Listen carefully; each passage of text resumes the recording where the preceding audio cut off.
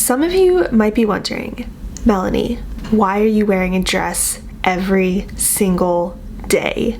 Like every day in December.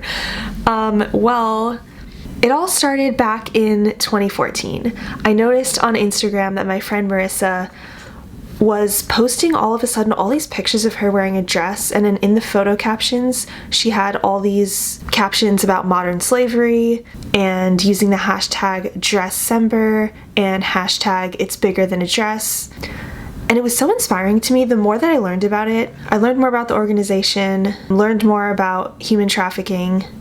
So what Dresscember is, it's a community of international advocates using fashion and creativity to help end human trafficking. Every single year, thousands of men and women around the world, men can wear a bow tie or a tie, and then women wear dresses every day in December to fight modern slavery. So you can learn more about it at dresscember.org, but just some quick facts. More than 40 million people are in human trafficking around the world. About 1 in 4 are children, and human trafficking generates about $150 billion a year. Since 2013, Dresscember advocates have raised over $7.5 million to fund vital anti-trafficking work worldwide. Dresscember works with grant partners to bring relief, restoration, and resources to victims around the world. I took on this challenge this year for the first time. I don't know why I haven't done it until now, but I always made excuses. Oh, it's too cold, living in New York City. December's really cold. How can I wear a dress every single day in December? But I think the thing that really pushed me to truly do it this year, I was reading on their website, there was a section where someone from Canada who did the challenge said, a dress every day for 31 days during a Canadian winter is a minor discomfort compared to that of so many affected by slavery and sexual exploitation. I hope, if nothing else, to raise awareness of this dark reality that is still very present in our world, our country, our city. When I read that, I was thinking, okay, me complaining about the discomfort of wearing a dress in the cold is literally nothing compared to the discomfort and the pain and the suffering of so many people. Okay, I don't want to cry in this video, but so I was thinking, wow, I saw my friend Marissa doing this challenge and I was like, that's so inspiring, that's so amazing, look what she's doing. And it's so common for us to look at someone else and be inspired by them, but then to not do anything ourselves. So years went by and I was thinking, wait, if I'm so moved by this organization and this cause, why am I doing nothing about it? Because at the end of the day, all of us can make such a more significant change than we really realize. So I've been wearing a dress every day, I've been posting on social media, I've been having conversations with people about it, and so far, I set a goal of $1,000 on my campaign page.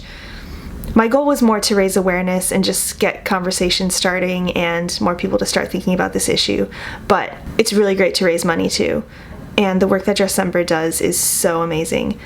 And so yeah, I set up my campaign page, I put $1,000 as the goal. I was thinking, okay, that's doable. If I get 200 people to donate $5, if 200 people donate $5, I'll reach my goal. So far, only 3 people have donated. Shout out to Marissa, who is actually the first donor, who is my friend who inspired me to do this challenge in the first place.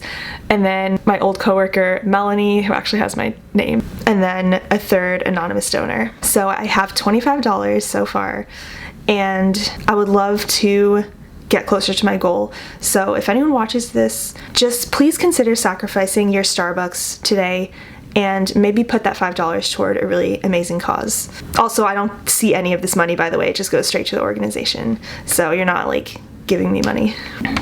It's just something that I'm really passionate about. So I still am in need of 195 people to donate $5. So just consider it. And then also another note, for this campaign, I didn't want to go out and buy a bunch of dresses, especially cheap dresses and fast fashion. The whole entire purpose of this is the dignity of the human person and the treatment of people, how we should be treated. And it's just a sad reality that so many women around the world who work in these factories where we buy our dresses From like, you go to H&M, you buy a dress. Think of the story behind that dress. Why is it so cheap? Why are these fashions constantly changing? Why are there used to be 4 seasons. I actually learned about this. There's a book that I read a few years ago that just was really eye-opening to me called The Other Side of Beauty by Leah Darrow. She has a section in this book. So she was a former contestant on America's Next Top Model, and she writes about beauty, fashion. There's a section in here where she talks about fast fashion. So she writes, "Not only does the fashion industry negatively impact each one of us individually and personally, but it has global ramifications, especially for women, affecting their very lives. Instead of 4 fashion seasons, there are 52 seasons. Every week is its own season. Fast fashion is the ability to send off new designs and have them made in record time. They are made cheaply and sold cheaply. However, the people making these great buys for us are treated just as cheaply. The makers of fast fashion are in third world countries where men and women, but mostly women, are treated like cattle with poor working conditions and are paid less than $4 a day. Not only are their working conditions harsh, they can be deadly." This is what really got me. So she writes about a story how April 24th, 2013, one of these fast fashion garment factories in Bangladesh, India, collapsed, killing 1,134 people who were crushed and trapped by the rubble. The day before this happened, there was actually someone who went to the building to examine it, and they deemed that it was not safe. And then she writes, "Yet, in the name of the almighty dollar, the owner forced his employees to return to work the next day. This factory is just one drop in the bucket. There are more than 5,000 garment factories in Bangladesh alone." And then she writes how we can aid others around the world when we bypass fast fashion. Then she goes on to write about materialism and how we feel like we need more things to be happy. It's just so heartbreaking to think we're supporting. I cannot, in good conscience, shop. I mean, I still do, hate to admit, like, I will buy the occasional item from a fast fashion, like H&M, Old Navy. When I do, I'm standing in line just feeling bad, but then it's just tough because it's just cheap and it's easy and it's just convenient. But I've really been trying to thrift more, and then for this challenge I actually borrowed a bunch of dresses raided my sister's closet, raided Olivia's closet, and I'm like, give me all your dresses, I need to wear these for Dresscember, instead of going out and buying all these new dresses, which I hate to admit, I did buy a few. So that is the Dresscember campaign, and I'm just gonna also include something that really inspired me.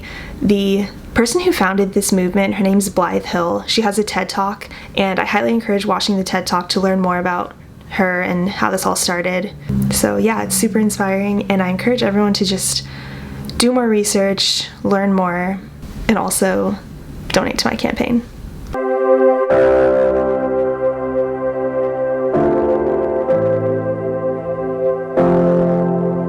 The world's greatest injustices have always been fought with courage and creativity. Some of the boldest acts of fighting injustice have been the most innovative. Rosa Parks used public demonstration. Helen Keller used storytelling. Oprah used influence. It takes courage to believe that you can change things. It takes courage to create a way to let light into the darkness. Dresscember is about shining that light. Dresscember is an opportunity to advocate for the inherent dignity of all people. Remembering that the things that unite us are greater than the things that divide us. Remembering that courage is contagious. Join us this December as we declare freedom for all women. Together with thousands of others around the world, we will celebrate true femininity, her courage, her strength, her dignity. For 1 month, with a dress as our flag, we will carve a path to a better future for women everywhere. Challenge you to consider the possibility that every decision you make is an opportunity to advocate. That throughout your day, the things you say, the things you buy, the things you wear, there are 1,000 tiny choices you make every day that are opportunities to advocate. It turns out when thousands of people make a tiny choice to wear a dress together, they create huge change. They open closed doors. Because of the woman wearing it, a dress can change the world. Thank you.